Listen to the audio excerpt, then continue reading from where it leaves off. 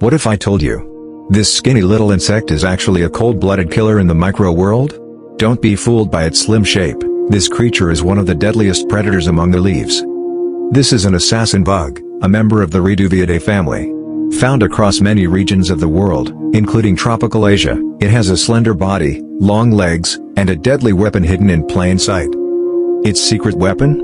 A long, sharp mouth part called a rostrum.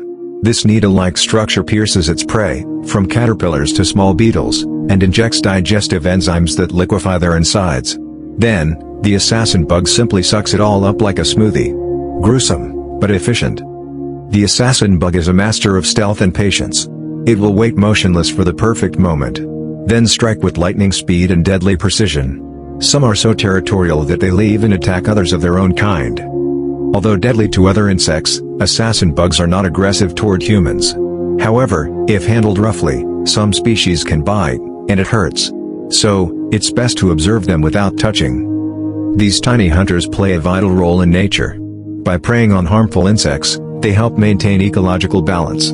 Silent, swift, and ruthless, they are the unseen guardians of the microjungle. Have you ever seen this insect around your home? Don't be alarmed. Just observe and let it do its job.